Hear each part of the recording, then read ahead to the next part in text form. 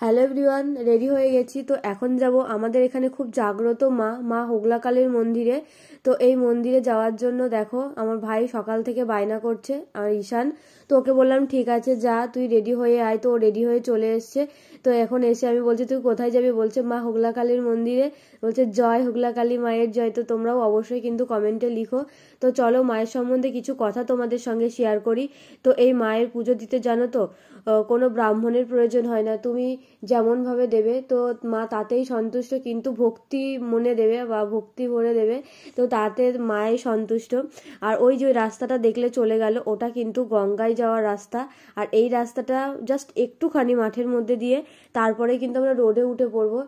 মানে অল্প একটুখানি রাস্তা, যদি আমরা রোড দিয়ে যেতাম তাহলে অনেকটা রাস্তা হতো, যার জন্য আমরা মাঠ দিয়েই এসেছি। মাঠ দিয়ে দেখো আমরা কিন্তু রোডেও চলে এসেছি। তো আমি ভাবছি কখন যাব। আর হ্যাঁ, আমাদের যেতে যেতে কিন্তু ঈশান অনেক বায়না করেছে, তো সেগুলো দেখি যে কি করে। আর দেখো এই যে গঙ্গাটা তোমাদেরকে দেখালাম, এই গঙ্গা আর এই হচ্ছে রাস্তা একদম। আর এটা কিন্তু ভাগীরথী গঙ্গা, হ্যাঁ। আর এই গঙ্গার পাশে এই রাস্তা, তার পাশে মন্দির, জাস্ট অসাধারণ একটা ভিউ। মানে অসাধারণ জায়গায় একটা মন্দির, কি বলবো, জাস্ট মানে অনেক দূর দূরান্ত থেকে লোকজন এখানে আসে মায়ের মন্দিরে পুজো দেওয়ার জন্য। ঠিক আছে, মানে কি বলবো, মানে আমরা প্রাউড ফিল করি আমাদের কাছে। আমাদের মা হোগলাকালী আমাদের সবাইকে রক্ষা করে। যাই হোক, তো এই হচ্ছে মায়ের হোগলাকালী মায়ের মন্দির।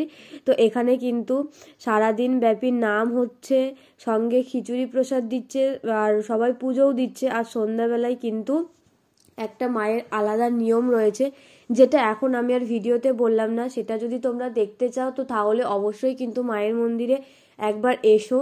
ঠিক আছে, খুব ভালো লাগবে আমি বলছি। ঠিক আছে, যারা এখনো আসোনি বা আসতে চাইছো তো তারা অবশ্যই কিন্তু চলে এসো। ওই যে তোমাদেরকে বললাম না যে এখানে সবাই খিচুড়ি প্রসাদ খাচ্ছে, তো দেখো এই যে মায়ের প্রসাদ এখানে সবাই গ্রহণ করছে। আর এইদিকে কিন্তু যে নাম কীর্তন হচ্ছে, সারাদিন ধরে হচ্ছে, সেই সকাল থেকে শুরু হয়েছে। আর এই যে বড় প্যান্ডেল তোমরা দেখতে পাচ্ছ, এখানে কিন্তু 3 দিন ব্যাপী বাউল গান হবে। তো তার জন্য এত আয়োজন। তো দেখো আমার ভাই কিন্তু এখন আমাকে টানতে টানতে কোথায় নিয়ে যাচ্ছে তোমরা দেখতে পারবে। তো দেখো এখানে কিন্তু সবাই, কেউ বাড়িতেও নিয়ে যাচ্ছে। আর পাশে যেহেতু ভাটা, জানো তো, ওই ভাটার সবাই এসে সমস্ত মানে খিচুড়ি টিচুড়ি নিয়ে যাচ্ছিল। যাই হোক, তো আমার তো ভালোই লাগছিল। আর আমি প্রতি বছর আসি এই মেলাতে, মানে আমি আসবো এই মেলাতে, আর ঠাকুরের দর্শন তো নেবই। তো আর এই ঠাকুর, জানো তো, আমার এই যে মন্দিরে না কোনো মূর্তি নেই। ঠিক আছে, কোনো মূর্তি নেই, মূর্তি ছাড়াই ঠাকুর আছে। তো যেটা তোমরা কাছে আসলে না সেই জিনিসগুলো মানে আমি ঠিক মতন মানে বোঝাতে পারছি না। তো কাছে আসলেই অবশ্যই তোমরা দেখতে পাবে। তো দেখো ও কিন্তু মায়ের সঙ্গে একবার এখানে যাচ্ছে একবার ওখানে যাচ্ছে, না ওর কোনোটাই পছন্দ হচ্ছে না। ওর এই মানে কি বলে ওটাকে, এই নাগরদোলাটাই পছন্দ হয়েছে। তো ওই নাগরদোলাটায় চড়েছে। দেন তারপর ওখান থেকে চড়ে আসার পরে বলছে যে আমি একটা বেলুন নেব। তো ভাই কিন্তু আমাদের আগে মানে চলে গেছিল, তো ওর সঙ্গে দেখা হয়েছিল। তো ও বলছে যে বেলুন কিনবো, তাহলে ওকে আগে বেলুন কিনে দেওয়া হয়েছে, দেন তারপর আবার এখানে নিয়ে আসা হয়েছে। তো দেখো ওর ড্রেস আর ওর মানে যে গাড়িতে বসেছে ওই ড্রেসটা একদম পুরো সেম হয়ে গেছে। দিয়ে বলছে ইয়া দিদি জানো তো, আমাকে যেখানে বসালো ওই ড্রেসটা আর এই ড্রেসটা একদম সমান হয়ে গেছে, আমাকে অন্য গাড়িতে বসাতে পারতো। সেটা কিন্তু আমি তখন খেয়াল করিনি, যখন আমি বাড়িতে আসি তখন আমি খেয়াল করেছি। যাই হোক, তো দেখো সবশেষে আমি বললাম ঠিক আছে চলো এবার তাহলে প্রসাদটা খেয়ে নিই।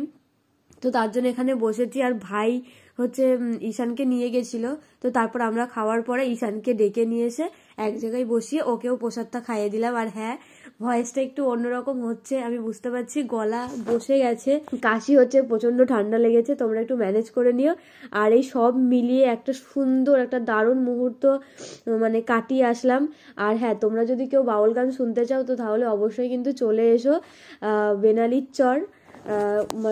বেনালির চরের একদম শেষে কিন্তু এই একটা মাঠ রয়েছে, যে মাঠে মন্দিরটা রয়েছে মায়ের, আর তার সাইডেই কিন্তু বাউল গান হবে। ঠিক আছে, তো চাইলে তোমরা অবশ্যই আসতে পারো। আর যারা আমার চ্যানেলে নতুন তারা চ্যানেলটা কিন্তু অবশ্যই সাবস্ক্রাইব করে দিও। আর তোমরা যারা যারা মানে আমাকে কমেন্ট করছো যে আমার ইনস্টাগ্রাম আইডি ফলো করবে, তো খুঁজে পাচ্ছি না, তো তাদেরকে বলি আইডিটা রিয়া সরকার 9903। দেখো ডেসক্রিপশন বক্সে লিঙ্ক দেওয়া আছে গাইজ, তাড়াতাড়ি যাও আর ফলো করো। So tata.